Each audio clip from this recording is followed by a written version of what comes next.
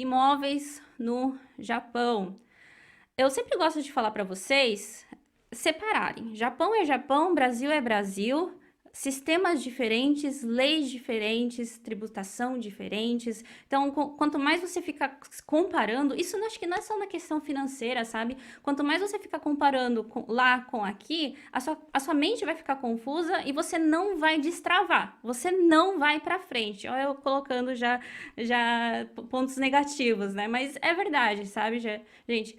Você não vai para frente, então separe.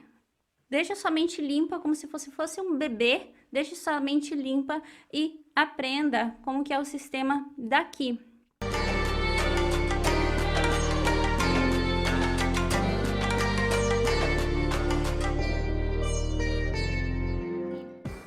Então, o básico sobre imóveis. Vocês já pararam para pensar como que eles decidem o valor do imóvel? Por exemplo, aí na sua região, né? Inclusive, quem já tem casa no Japão, comenta aqui embaixo para mim se você já comprou uma casa aqui ou se você pretende comprar uma casa aqui no Japão. Mas se vocês já pararam para pensar como que é decidido esse valor, na maioria das vezes são esses 4 pontos que eles levam em conta para decidir realmente o valor final daquele imóvel. O primeiro, ele é muito importante. Esse aqui é até uma palavrinha que talvez você pode até decorar, sabe? Que é o Koji Kakaku. Koji Kakaku. É um preço onde o Ministério de Terras, Infraestruturas, Transporte e Turismo do Japão, ele define o valor daquele terreno. Então, temos o valor do terreno definido ali. Inclusive, tem no site deles, né? Você consegue pesquisar. É meio ruim de ver, não vou mentir para vocês, é meio ruim de ver, mas vocês conseguem ver onde é o valor, né? Por exemplo, daí da onde você mora. Lógico que não tem pinpoint, né? Não tem assim o seu endereço corretinho, mas ele tem ali daquela região.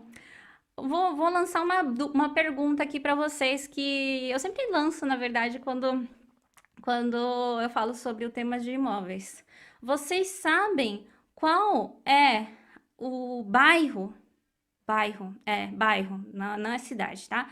Qual é o bairro mais caro, com o terreno mais alto, com o valor mais alto por metro ao quadrado aqui no Japão? Comenta aqui para mim, vamos ver se vocês vão acertar ou se vocês já assistiram alguma live do assunto, vocês vão saber a resposta.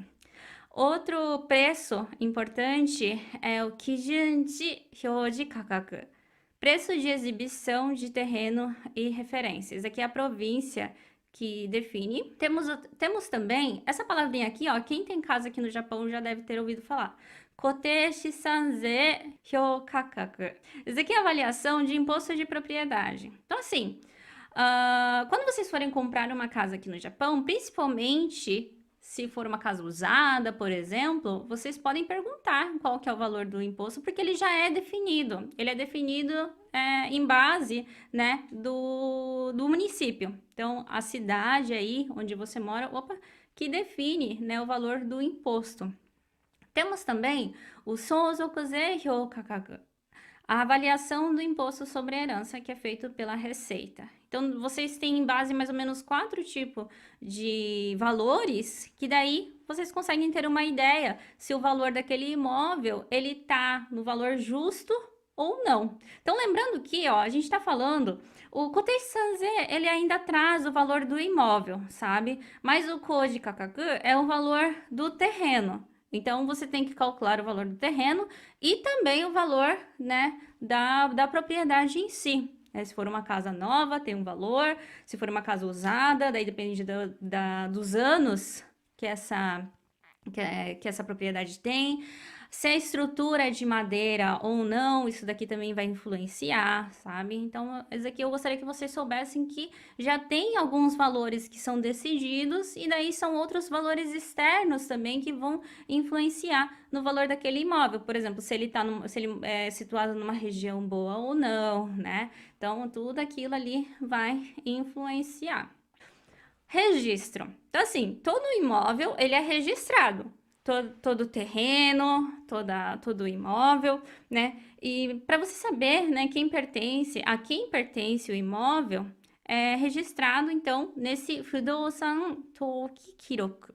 Normalmente, os japoneses eles gostam muito de abreviar as palavras, porque essa palavra é muito longa, né? Então eles falam toki, toki. Toki significa registro de imóvel. Que é composto por algumas folhas, sabe? Então, quem tem casa aqui no Japão vai ter, assim, uma ideia muito melhor do que eu estou falando agora. Mas quem não tem casa aqui no Japão, né? Nunca chegou a folhear esse Tokibo, vocês vão ter, assim, uma ideia de como que é através desses dois pilares, que é ele vai trazer o endereço, o tamanho daquele imóvel, a estrutura, e ele traz separadamente o terreno e a propriedade. E aqui no Japão, como o Japão é um país muito antigo, às vezes ele foi separado aqueles terrenos de várias formas, sabe? Não é bonitinho, quadradinho assim igual no Brasil, né? Então, o que que acontece? Às vezes essa propriedade que você tem, essa casa, né, ou esse apartamento que você tem, ele tá em cima de vários terrenos. Então pode acontecer de você ter um tokibo, um registro com vários terrenos e uma casa só. Essa é uma parte, né, do registro. Daí tem outra parte do registro que daí vem essas questões de transferência. Então você consegue ver quem foram os donos antigos. Se foi feito uma hipoteca, ele vai estar escrito ali também, porque daí o que acontece com a hipoteca? A hipoteca é financiamento, tá? Para quem não sabe. Mas o que acontece com a hipoteca? Quando você faz um financiamento imobiliário, quem é dono daquele imóvel não é você. Desculpa se você não sabia disso, mas você não é dono do imóvel, sabe? O seu nome fica registrado sim no Fudosan Toki Kiroku, né, no Tokibo, mas, primeiramente, vem o nome do banco, né? Então, vem o nome do banco, daí ali vai estar registrado o quanto, né, que foi feito esse financiamento, por exemplo, e daí vem o seu nome, ou se você comprou junto com o seu cônjuge, daí vem em quantos que está separado, né? Se você fez metade, metade para você e metade para ela, ou metade para ele, daí ali vai ficar tudo registrado bonitinho. É assim que funciona o registro do imóvel. E um ponto importante também que eu gostaria de trazer como conhecimento para vocês aqui hoje é sobre a questão da compra e venda.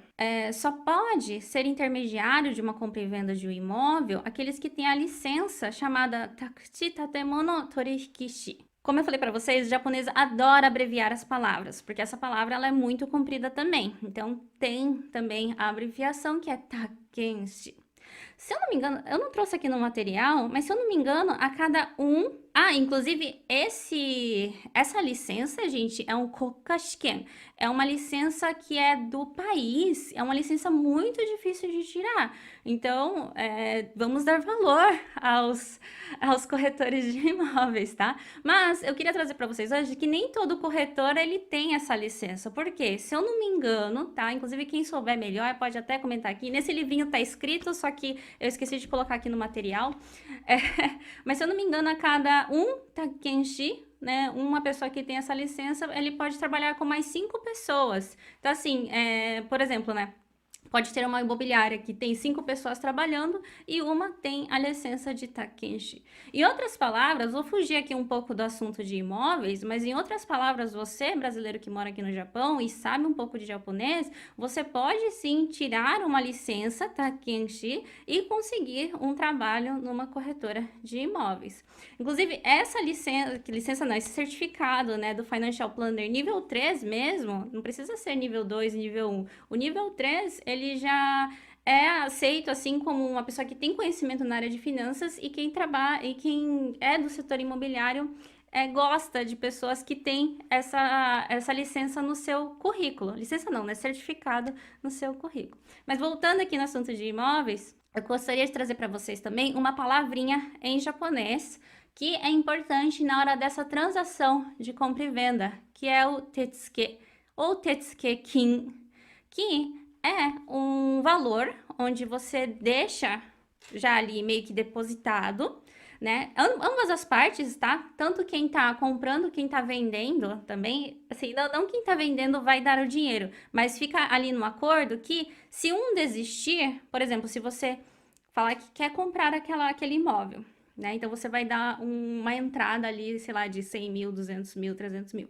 E se você falar que, pensando bem, eu não quero não quero mais esse imóvel, você não tem esse dinheiro de volta. Isso só é anulado quando o problema não é com você, sabe? O problema, por exemplo, o financiamento não passou no banco, daí sim esse dinheiro volta. E tudo isso, gente, tem no contrato. Por isso que é muito importante vocês estarem vendo o contrato. Clarice, mas eu não sei Nihongo. Coloca ali no Google Tradutor, sabe? Pede esse contrato em formato escrito em Word ou até mesmo em PDF que dá para copiar e colar, coloca no Google Tradutor e veja tudo que está escrito. Não deixe só nas mãos do corretor de imóveis ou do tradutor. Vejam vocês mesmos com os seus próprios olhos, porque é uma compra cara.